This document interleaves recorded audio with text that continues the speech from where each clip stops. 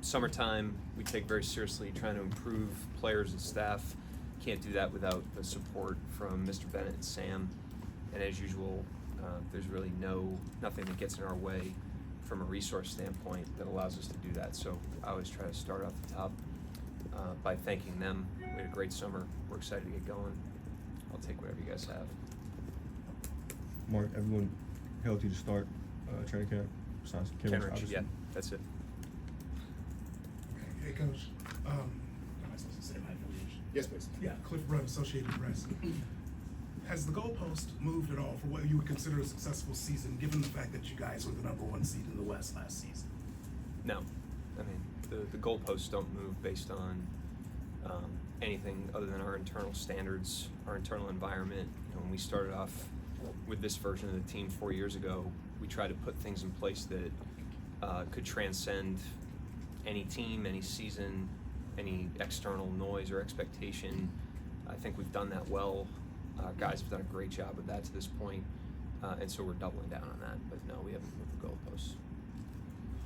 Joel Lorenzi to Oklahoma. Mark, I know this is difficult to measure, but with adding two guys like Isaiah and Alex, just how much do you anticipate there maybe being trials, experimentation? Like, how much of that do you anticipate early on to maybe get to where you want to be? I mean, every year you have a new team.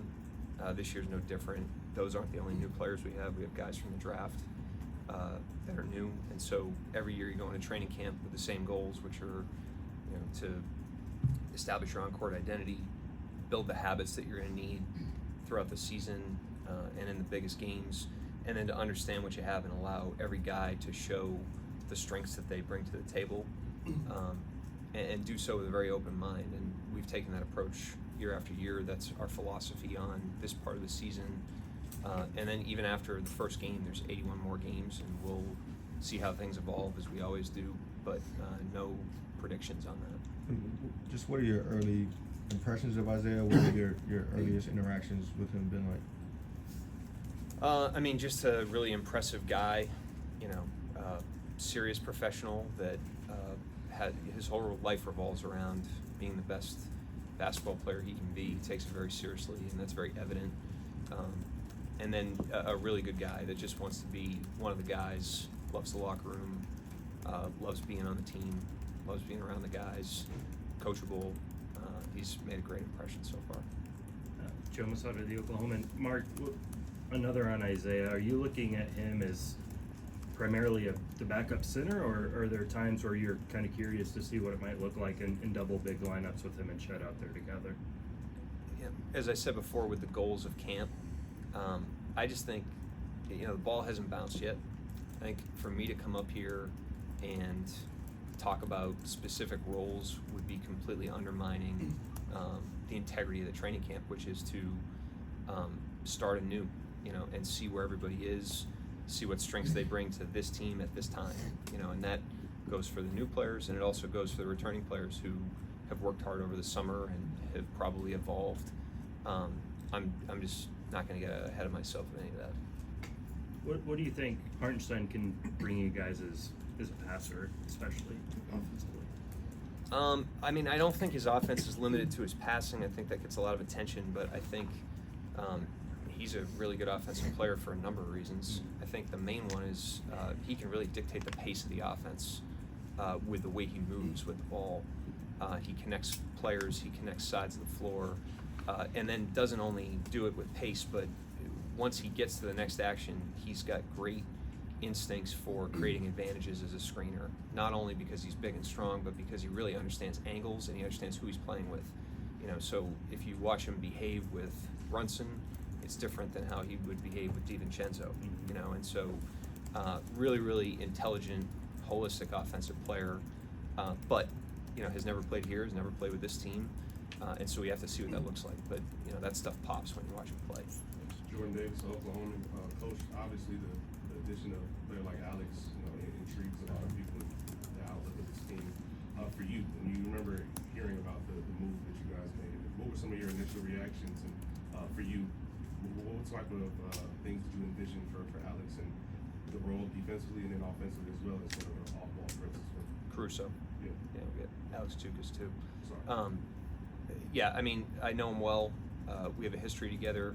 As I've said before, this is more about the future than it is about the past. But the one thing that I remember about him that's held true throughout his career as he's moved on is he's always in the team and he's always engaged in the moment of the game. And he's never out of character with those two things. I mean, and that was when he was in his first day as a rookie. He was like that. And then when you watch him from a distance, ever since then, that's what you see. He's always inside the team, and he's always in the moment. And those are hard qualities to maintain in the NBA. And I think we've got other guys on our team that are like that, but he's always been like that. He continues to be like that. Yeah, Barry Trammell across the world. To get us back on the Hartenstein train, does it date me, or am I completely off base? Does he remind you any of Dave Cowens? It Was dates that- you. What's that? It dates you. Yeah. Okay. Whatever. To me, Dave Cowens is the Hornets coach and a Celtics legend. Yeah, that's what I mean. I And I don't didn't mean see- it. I don't mean as a coach or as an administrator. I mean as a player. I would be completely. Dave Cowens, I think, retired before I was born, so I'd have a hard He time. probably was, but I mean, you're a historian at some level. Yeah, especially at the Celtics. That's what I mean. I don't know. You answer the question. I'd be interested in your thoughts. Big, rugged, skilled left-hander. Yeah, I'll co-sign. Nick Crane, Forbes. You guys shot threes very well last year, but the volume wasn't incredibly high. How do you balance volume, efficiency, and then leaning into your guys that some of your top players are better at driving? Yeah, we're a couple of years removed from being the worst three-point shooting team in the league percentage-wise, and one of the things that we really invested in to address that was shot selection and educating everybody on the team on what an efficient three-point shot was for them. And they've done a great job of buying into that. And now we need a re-education of that, which is understanding what a great three-point shot is for you, including the ones that you're not taking. You know, and so we have guys that obviously can really shoot with a good shot diet. There's a couple of them, you know, if you look at the percentages, they'll tell you who they are, that they can handle more volume and still maintain a efficiency above the waterline. And so it's an ongoing process, but you know, we'd much rather be a team that's highly efficient with the ones we take than a team that's inefficient with the ones we're taking. Now it's about, you know, continuing to evolve and find that balance, but that's a good question. Hey Mark, defensively, what's sort of your vision of what this team could be defensively, and do you feel like, I mean, I know obviously like you said, training camps when you discover things, but do you have a sense of what you may do better, and then maybe some areas that you're curious to see where this team evolves defensively? At this time of year, it's really about the reestablishment of our identity, which is to compete together on both ends of the floor. Having that spirit, you know, is where defense starts. If you're not competing or you're not connected as a team, you have a really, really low ceiling as a defense. And then understanding the habits that you need in order to be a good defense that are not changing, you know, and that's simple. It's individual defense, it's help defense, it's communication of coverages. Reestablishing that is where you start, and if you can get that foundation built with strength as a team, then you can evolve from there in a lot of creative ways. We've done that in the past, but you just can't take the foundational part for granted this time of year, and so I'm way more focused, as boring as that is, I'm way more focused on that than I am on how we evolve. Are you excited, just knowing the pieces that the whole can evolve to something pretty special? Yeah, I'm always excited this time of year, but these guys are easy to be excited about, but mainly because of who they are, how they compete, how they prepare as professionals, the work they've put in over the summer. It's less, you know, thinking about the possibilities of, you know, schemes or matchups. It's more just, you know, being in front of them. Again, they're an inspiring group of guys that I love being around. That's why I'm excited. Michael, The last question, Michael. Mark, you guys have three high-level defensive guards in Kaysen, Caruso, and Dort. What are sort of the common threads between those guys, and then what do you think it'll mean for Kaysen's development to have those two other sort of all-NBA level defenders around him? Well, all the guys, you know, I hate to make it sound like, you know, somebody's the student and somebody's the teacher. The guys do a great job of when their skills overlap, working together in a team fashion to teach one another, to learn from one another. That environment's been built. You know, Alex will contribute to that, to your question. And then, you know, that's a very relevant skill to have overlap.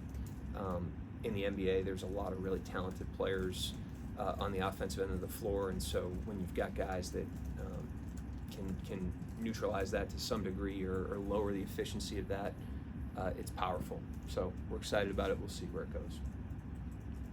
Thank you, Is that Coach. it? Yep. Thanks. Mark. Thanks.